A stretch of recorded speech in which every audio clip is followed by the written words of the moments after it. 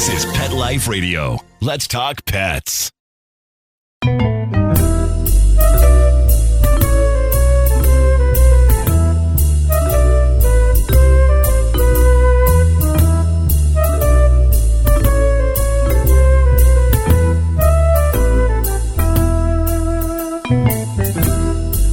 All you feline friends, this is Michelle Fern, host of Cattitude. I have a great show coming up. It's from across the pond, as we say, over in the States at least, for all of those you that are listening elsewhere. And I'm very excited. Stay tuned. We're going to be right back.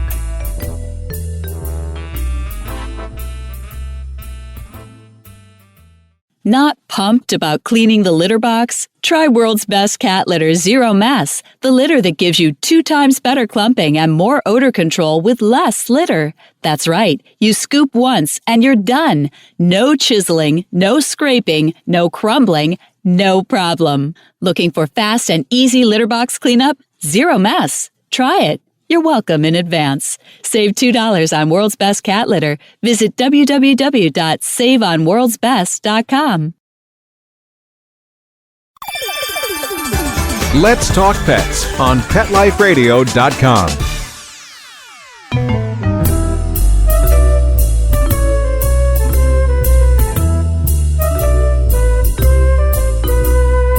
Welcome back, everyone. I'd like to introduce you to Britt Collins. She's a British journalist that has written for many publications, and she's also an author of this great book called Strays. Welcome, Britt. Thank you, Michelle. Thank you for having me. I'm very excited. This is a great book, and it's since everybody's listening, although you can always go to Pet Life Radio and go to Cattitude, and there'll be a blurb of Britt and her book, and there'll be a link to her site. It's Strays. It's called The Lost Cat, a Homeless Man, and Their Journey Across America. Britt, tell us a little about yourself and what drew you to write about a stray cat. Well, I've always had cats. I mean, I've had cats from the cradle. I had 13 as a child, 13 cats, 2 dogs. I've been obsessed with animals forever. I absolutely adore them. And I've been rescuing cats pretty much since I was a child. In London, I must have rescued over 200 cats on my own. I neuter them, find them homes, do the homing, as well as sort of being a journalist, writing for The Guardian, for Harper's. I'd work 50, 60-hour weeks, and I'd still constantly rescue cats. Neighbors would tell me about them. Colleagues. It's something that I guess it's almost obsessive compulsive, really. And I'm a long-time vegetarian, vegan for the past 17 years. And I would hope that anyone who encounters a vulnerable animal would help. But I've missed flights, helping birds, cats. I guess it's just a sort of a labor of love, really. And I found Strays when I lived in Los Angeles for a couple of years. And I thought, gosh, this story is full of tenderness, love, loss, mystery, everything. I thought, I have to find this man. I saw the headline, Homeless Man Travels 3,600 Miles to Take Cat Back Home. And I immediately stopped what I was doing. I was working on another article for The Guardian, and I thought, I have to find this man. And 2 weekends later, we were in Portland filming him, Michael King, the cat's owner, the cat's brother, because after they traveled across America for 10 months and had lots of harrowing encounters, Michael decided to visit his foster father in Montana, and they took her to the vet, and she had a microchip. And of course, he chose to do the right thing to take the cat back home, even though it was crushing. So let me see if I understand, because I read the book, but for everybody that's listening, so you read an article about Michael King, who's the man portrayed in the book, and that was in, I guess, one of the LA publications. It was actually in the Montana Independent Record, where Michael King's foster father lives. And he was actually visiting his foster father 10 months into the journey with the cat. And Walter, who had an elderly cat, insisted that he take Tabor to the vet, which is when they found that she had a microchip. So, of course, the vet there asked if he could talk to the papers, because that was a wonderful story, and it might encourage people to microchip their free-roaming cats, or cats who are allowed outside.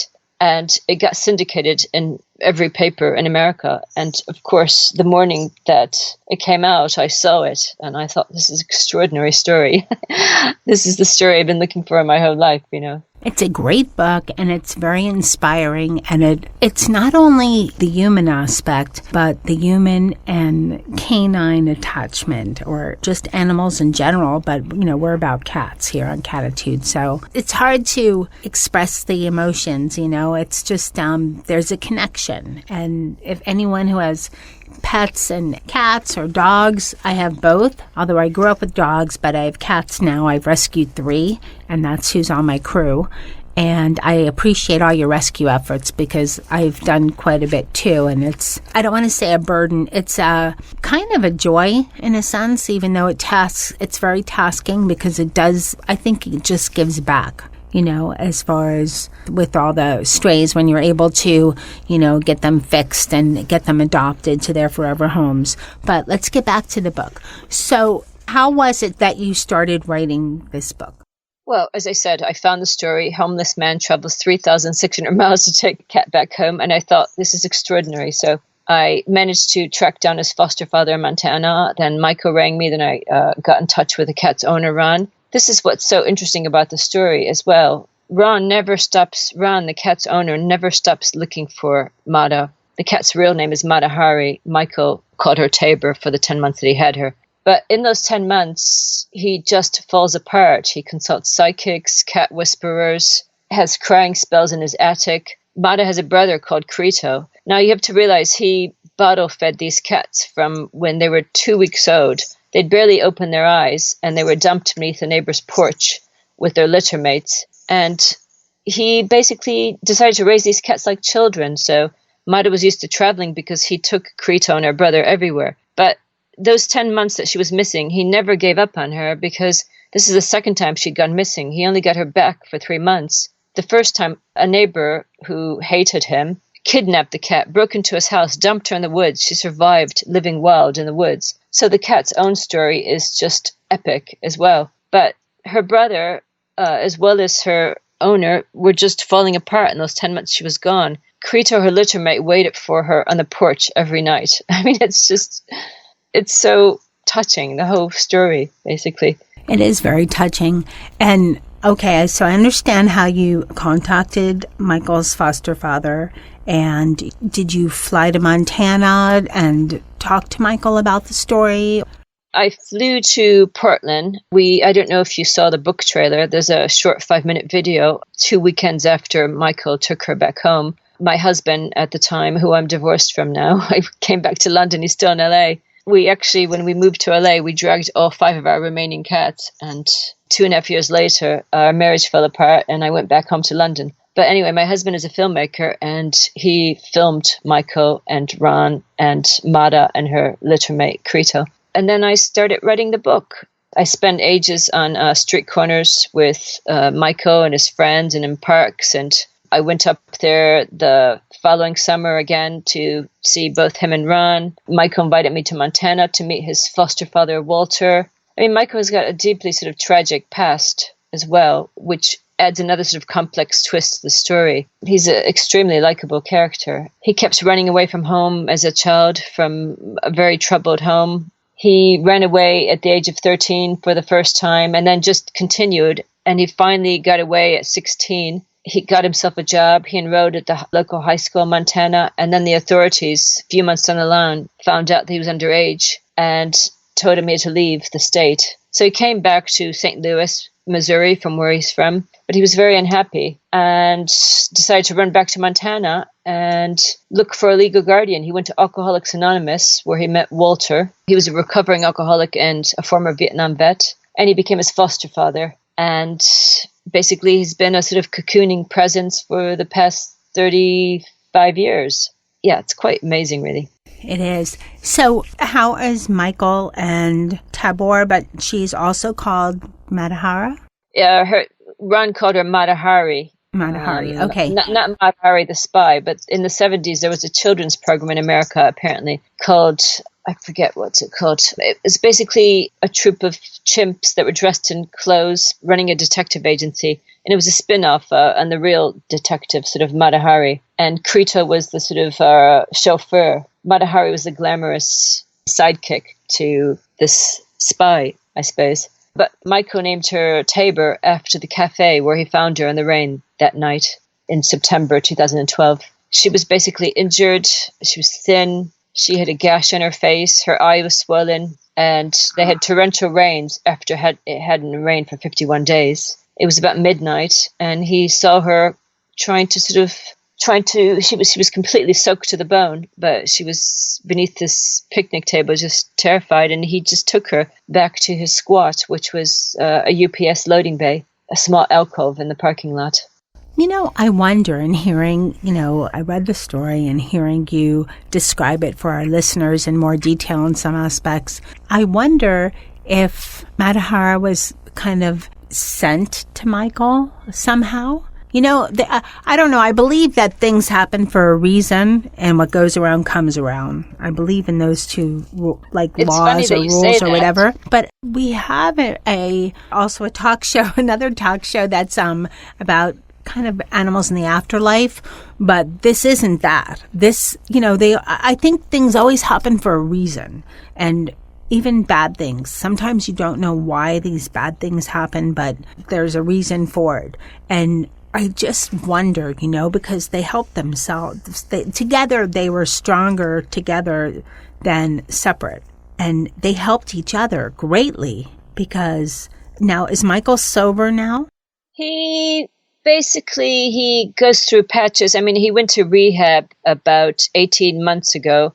He became sober, but he kind of basically has relapses. I mean, one of the things that his foster father, Walter, said to me, actually wrote it in the afterword in the book, is that some people will never be sober in this lifetime. He was actually told this by a priest friend of his who basically tried to be sober for years and just gave up. And, Michael might be one of those people, but he's sometimes sober, but he still lives in the street, and because he wants to. He's had such a tragic past. On top of his difficult childhood, his partner died of AIDS, and he works in a restaurant as 60 hours a week as a chef while caring for his partner. And that's after Michael Mercer, his partner, died. He decided to just go off and have an adventure. He didn't expect to walk into homelessness. But then he kind of adapted to the drifters that he met. He adapted to their way of life and decided to stay in the street because of the sense of community that they have there. And now he looks after street kids, teaches them to navigate street life. And I guess they find what they're lacking in their families or in their past. They find it in each other, in a sense. I don't know if that makes sense. But one of the things that Michael told me, he always felt that when he saw the cat cowering beneath the table, he said a higher power told me to grab her. And then sort of 10 months down the line, he realized he was meant to take the cat to bring her back home to run bus. And he said he was meant to rescue that cat. And during the time that he had her, she even affected his drinking habits. He would drink at night because he was scared that the cat would be taken away from him, or he didn't want to draw too much attention to them. And he wanted to be able to care for her properly, which was quite amazing, Yeah, so interesting. Yeah, but the fact that he did go to rehab and considered to stop drinking. I mean, he drinks a lot less than he has, and he knows that his days in the street are numbered, really. He said hitting 50 was a game changer because he can't take the sun like he used to anymore. And I guess must be quite difficult physically and emotionally if you've been drinking for 30 sort of odd years, as he has on and off. I mean, even when he was a chef, he drank. I guess people can be considered heavy drinkers who manage it. They lead sort of, they're functional alcoholics, I suppose, but they don't even realize it. That's what I was going to say, functioning alcoholic. I mean, there's some people that, and everyone listening, this is not judgment, but there's some people that they want their glass of wine every night. And in some places, people think that's excessive. And in other places, that's the norm. I think, anything that if you have to have it and it's required and A 6-pack a night, in my mind, my particular, opinion, I think that's a little bit much.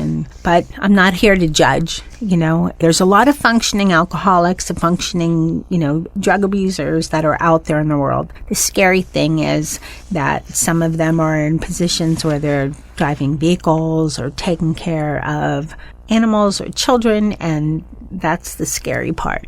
But this isn't a show about that. I think the terrible thing is people who are heavy drinkers and they're abusive to their families or their partners, to the animals in their lives. The fact that Michael looked after this cat with great care, that he loved her and cared about her and, still managed to do it while drinking is pretty amazing, really. And it shows that he wasn't that type of an abusive alcoholic. No, the fact is he looked after this cat and often at great sacrifice to himself. I mean, throughout the book, as you'll see, they have quite a few harrowing adventures camping. They have encounters with bears. They escape a cattle stampede. And he manages to protect this cat constantly. They got picked up by a meth addict when they were in Idaho. Michael had to take over. I mean, the guy was tired and he was clearly sort of on drugs, kept trying to run over the rabbits on the road. And Michael worried about the local wildlife. And even though he was not allowed to drive, he had a couple of DUIs. He said, look, you must be tired. I'll take over the wheel. But he protected that cat under the most wrenching circumstances that most people wouldn't be able to cope with. So it's quite commendable, really. It is. And he protected her from coyotes. They lived on a beach under a tree, and one evening they got circled by coyotes. And he anticipated this would happen, and he tore the branches off the tree to create hand and foot holds. And they practice every night, like a fire drill, to run up the tree in case coyotes or bobcats or any predators came. And one night, of course, they came and they circled him and the cat, and he ran up the tree. And, that is quite incredible, really. Okay, we're going to be right back right after this break.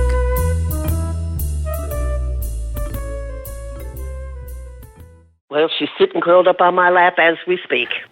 Beautiful Bella's my long-haired dachshund. She was thrown out of a pickup truck going 30 miles an hour, and she disappeared into the woods with the wild animals, boars and coyotes. About 4 weeks later, she just appeared and she was a mess. Her fur was matted. She scratched almost nonstop. My friend suggested that I order this stuff called Dinovite. DINOVITE.com. 859-428-1000. She gobbles it up. She has been itch-free ever since, and her fur is gorgeous. Anyone out there who has a rescue dog, start them on a Dinovite diet for at least a 90-day period. They bond better with the people who take good care of them. They are going to be your buddy for a very, very long time. 859-428-1000. 859-428-1000. DINOVITE.com. Let's talk pets. Let's talk pets On Pet Life Radio. Pet Life Radio. PetLifeRadio.com.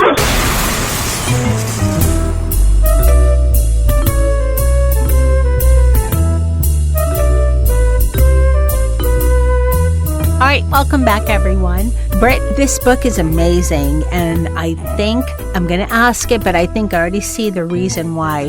We have a lot of cat lovers, and I've gotten such great feedback since I've taken over as show host and great suggestions on story ideas and so forth. Why do you think our audience of feline fanatics, cat lovers, would enjoy this book?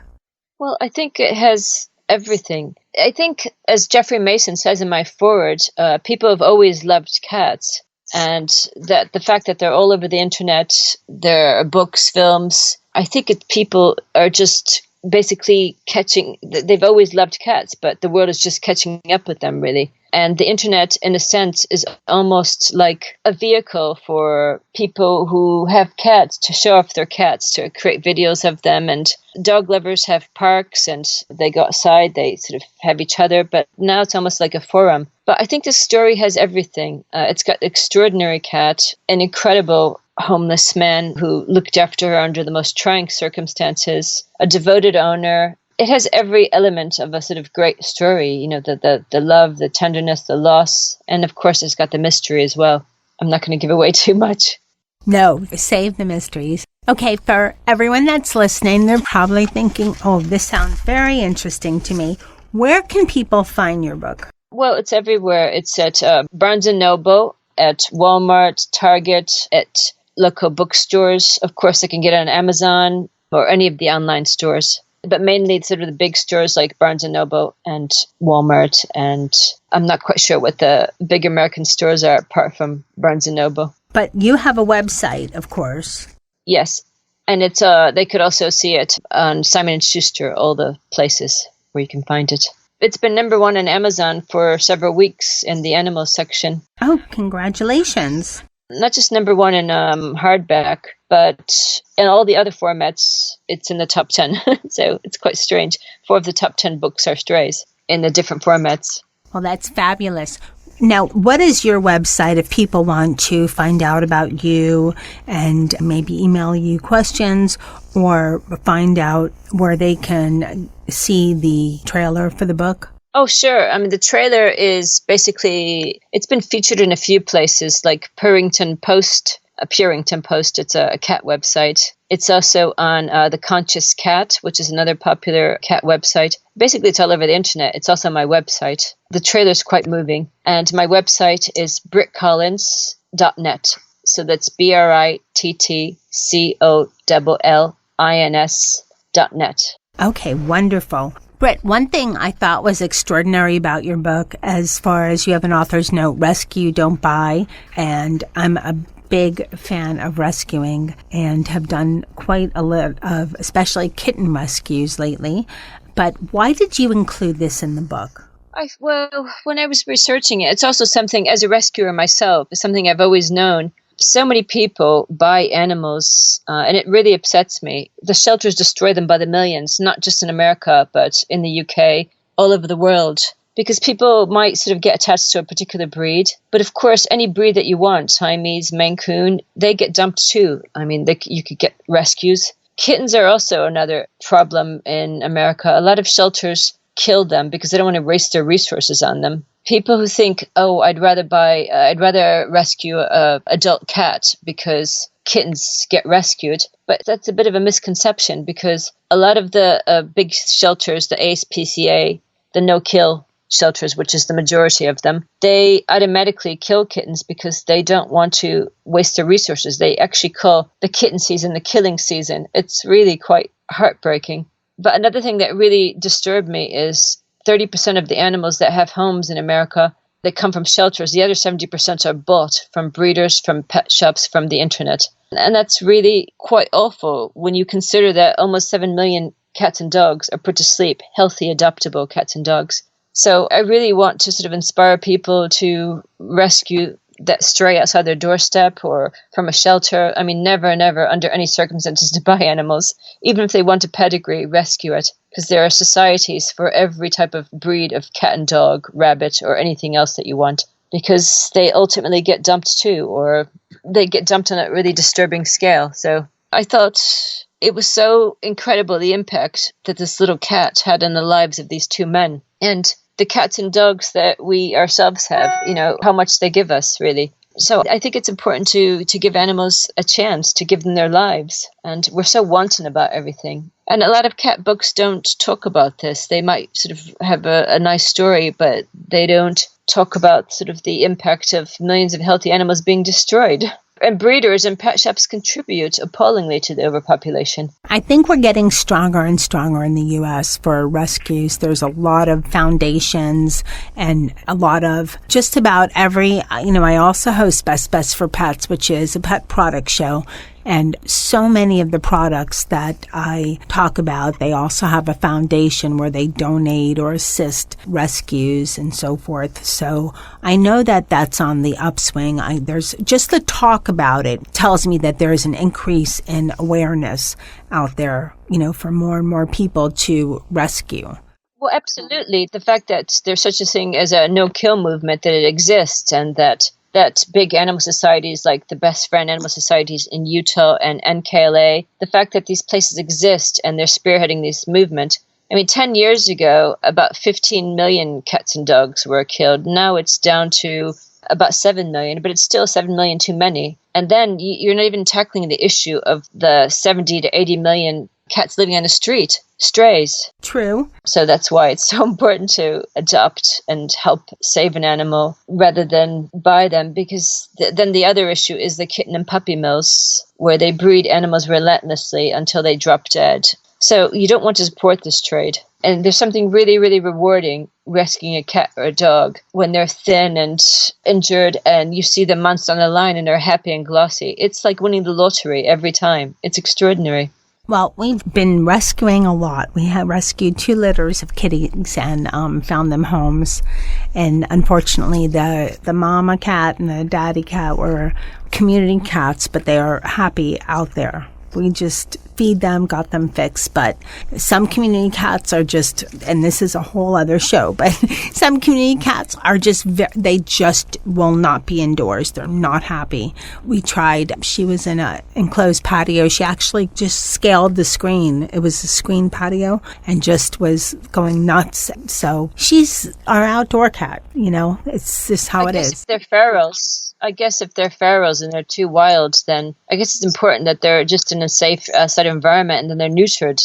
That's a real sort of like big issue. So a friend educated me on ferals are cats that are not friendly around humans or won't even go near humans. This is what I was told. They're not habituated to humans. They're scared, and if you can sort of provide them a safe environment, or if they're fed regularly and they're neutered, that's fine. Or if they're barn cats, it's better to have a life where they're getting some care and fed rather than being denied their lives and being put to sleep. Oh, of course. Thank you so much, Britt, for coming on Cattitude and telling us about your wonderful book called Strays. And I think for all of you, everyone who has cats or just wants a cat or just loves a good book, this is a great book. And it was just very heartwarming. So thank you very much for coming on Cattitude. Thank you for having me, Michelle. It was great. Thank you. What a great show and so interesting. Okay, if you like books and you like cats, and I think that's most of the people that are listening to Cattitude, you have to check out Strays by Britt Collins. It's such a heartwarming book. It makes you feel good inside, and it's emotional, but it's very heartwarming. And it makes a great gift, too, for any cat lover or someone who wants to have a cat. And as always, there'll be more information on Pet Life Radio under Cattitude. I'd like to thank my crew, Dennis, Charlotte, and Molly. They all stayed near my cat crew while I was reading the book. And I'd like to thank my producer, Mark Winter, for making me my guest sound good. And to everyone listening to Cattitude, I'm getting some great emails about different story ideas. Thank you. And I am taking all of them into consideration. If you have any, just email me at michelle@petliferadio.com. They're coming up. I'm getting a lot of great ones. So if you don't get a response right away or don't hear your story idea right away, don't think I didn't hear or didn't listen. I read every email. So thank you and stay tuned. We have more great shows coming up. Let's Talk Pets, every week on demand, only on PetLifeRadio.com.